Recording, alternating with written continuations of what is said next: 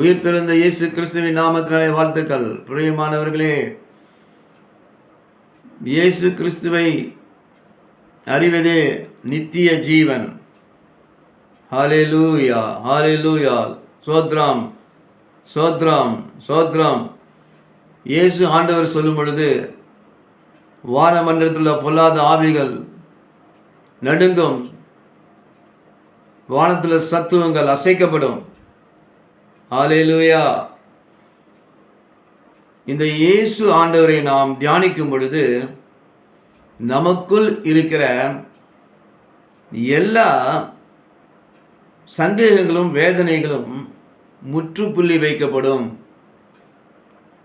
இயேசு ஆண்டவர் ஒரு மனுஷிடம் வந்துவிட்டால் அவர்கள் வாழ்க்கையில் ஒரு நல்ல ஆரம்பம் வருகிறது என்பதை தெரிந்து கொள்ளுங்கள். அது யாராக இருந்தாலும் சரி. ஏனென்றால் அவரிடம் மகிமை உள்ளது. Is a god of glory. அடுத்தது is a god of triune, is a god of Trinity.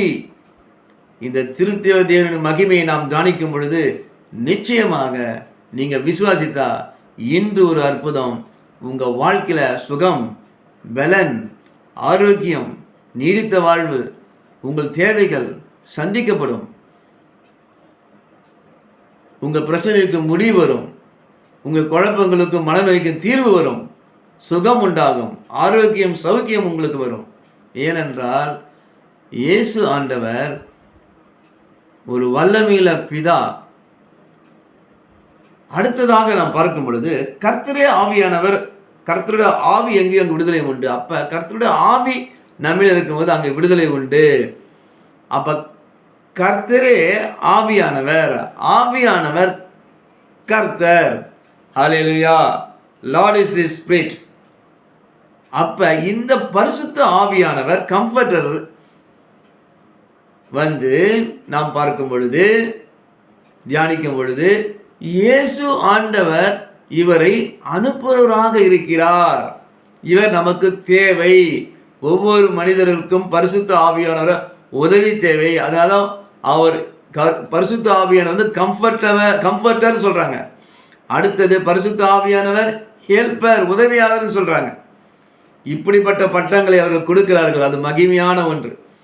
அப்பொழுது யோவான் 15 அதிகாரம் 26, 27 வசனங்களை படிக்கும் பொழுது பிதாவினிடத்திலிருந்து நான் உங்களுக்கு அனுப்ப போகிறவரும், பாருங்க, பிதாவினிடத்திலிருந்து அனுப்ப போகிறவரும் இயேசு ஆண்டவர் தான் பிதாவினிடத்தில் அனுப்புகிறார். எப்படிப்பட்ட அதிகாரமும் வல்லமையுள்ள தேவன் பாருங்க. அடுத்தது பிதாவினிடத்திலிருந்து புறப்படுவருமாகிய சத்திய ஆவியான தேற்றவாளன் வரும்போது என்னை குறித்து, யாரை குறித்து? இயேசு ஆண்டவரை குறித்து அவர் சாட்சி கொடுக்கிறாராம். பரிசுத்த ஆவியானவர். எப்படி வல்லமையுள்ள தேவன் இயேசு பாருங்க. அவர் மாம்சத்தில் வெளிப்பட்டதுனால அவருடைய சொந்த ஜனங்களே அவரை, இயேசுவை சன் ஆஃப் காட், பிதாவை இந்த ஒரே பெண்ண குமாரன் ஒற்றுக்கொள்ளவில்லை. அவர் சொந்த ஜனங்களே, யூத ஜனங்களே, ஜூஸை ஏற்றுக்கொள்ளவில்லை. ஆனால் புறஜாதியான எனக்கும் சரி, இதை பார்த்துக்கொண்ட உங்களுக்கும் சரி, அவர் நமக்கு தேவனாக வெளிப்பட்டிருக்கிறார். திரியேக தேவனாக நமக்கு இருக்கிறார். அதனால் இந்த மகிமையை நாம் படிக்கும் பொழுதும் இந்த குறிப்புகளை, வேதாந்தத்தில் இருக்க குறிப்புகளை, பிதா தேவன் தான் இயேசு என்றும், இயேசுதான் பிதா என்றும், கர்த்தர் தான் ஆவியாளர் என்று நாம் படிக்கும் போது, தியானிக்கும் பொழுது ஜீவ ஊற்று புறப்படும். உங்க பிரச்சனை, என் பிரச்சனை எல்லாம் மாறி முடிவுக்கு வரும். அவர் நம்மளை சும்மா விட மாட்டார். பாதி வயதில் இதை பார்த்து என்னை உங்களை யாரையும் எடுத்துக்கொள்ள மாட்டார். நீங்க விசுவாசிகள் நடக்கும். நீங்க குறிக்காதீங்க நாட்களை. ஆனால் நாட்களை பற்றி என்னிடம் கேளுங்கள் சொல்றாரு. அவர் சொல்வார். அவர் என்ன சொல்வார்? மனிதனை போல சொல்வாரா? அதிகாரியை போல சொல்வாரா? யாரை மாறி சொல்வார்? அவர் பிதாவாக இருந்து சொல்லுவார். நம்மை ஆசீர்வதிப்பார். மகனே, மகளே, நீ ஆசீர்வாதமாய் இருப்பாய். நீ நீருற்றில் இருக்கிற செடியை போல இருப்பாய். உன் கொடி சூரியன் மேல் படலம் என்று சொல்வார். அப்படிப்பட்ட ஒரு மகிமையுள்ள நல்ல தேவனை நாம் அப்பா, பிதாவே என்று கூப்பிடப்படுகிற புத்திர சுகரத்தின் ஆவியை பெற்றிருக்கிறோம், ஸ்லாக்கியத்தை பெற்றிருக்கிறோம். கவலைப்படாதிருங்கள். கர்த்தர் பெரிய காரியங்களை செய்வார். மகிழ்ந்த கலிகூறு, கர்த்தர் பெரிய காரியங்களை செய்வார். மகனே மகளே, இன்று உங்களுக்கு அது நடக்கும். திரியேக தேவனை அறிந்து கொண்டீர்கள் அல்லவா? இது ஏற்கனவே எனக்கு தெரியும்னா மிகவும் சந்தோஷம். இன்னும் படிங்கள், தியானிங்கள், மற்றவர்களுக்கு இந்த திரியேக தேவத்தின் மகிமை பற்றி சொல்லுங்கள். எல்லாருக்கும் விடுதலையும் சுகமும் கிடைக்கட்டும். பரலோக ராஜ்யத்தில் நிச்சயம் உண்டாகட்டும். பரலோக ராஜ்யத்தை பற்றி நிச்சயம் உண்டாக பரலோகத்தில் செல்லட்டும். அநேக மக்கள் தேவனை அறியாதவர்கள். ஜெபிப்போமா? இன்று விடுதலை. ஹல்லேலூயா. இயேசு ஆண்டவரே, இதை பார்த்து கொண்டிருக்க திரியேக தேவனே, இந்த பிள்ளைகளை யாராக இருந்தால் அவங்க வாழ்க்கைக்கு என்ன கஷ்டங்களும் இடுக்கங்களும் உங்க நாமத்தில் இயேசு என்று நாமம் சொல்லுவது விலகட்டும். பரிசுத்த ஆவியானவரே, உங்க அக்னியை பொழிந்தருங்க.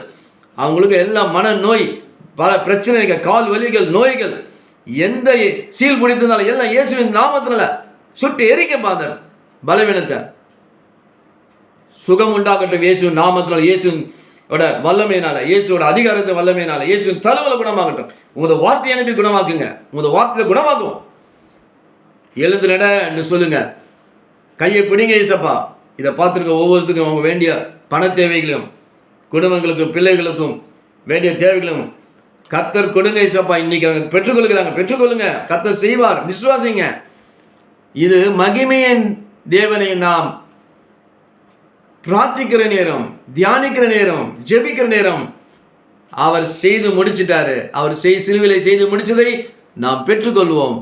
நாம் சுகபத்திரமாக வாழ்ந்து சுகித்திருப்போம். இதை பார்த்து கொண்டு உங்கள் வாழ்வு செழிக்கும். ஏனென்றால் திரியேக தேவனை நீங்கள் தெரிந்து கொண்டீர்கள். தொடர்ந்து அவரை நீங்கள் தியானிங்க. உங்கள் குடும்பம், உங்கள் பிள்ளைகள், உங்கள் தொழில், உங்கள் வியாபாரம், உங்கள் ஊழியம் எல்லாம் ஆசீர்வாதமாக இருக்கும், செழிக்கும், விருத்தியடையும். நீங்கள் முதிர் வயதிலே, விருத்தாய்ப்பான வயதிலே கல்லறைக்கு செல்வீர்கள். ஆசீர்வாதமாக இருப்பீர்கள். தேவன் தாமே எங்கள் ஆசீர்வதிப்பாராக. இந்த ஜபத்தை கேட்ட தேவனுக்கு, திரியேக தேவனுக்கு, பிதா குமாரன் பரிசுத்த நன்றி. இயேசுவே உமக்கு சோத்திரம், சோத்திரம், சோத்திரம், சோத்திரம். ஹல்லேலூயா.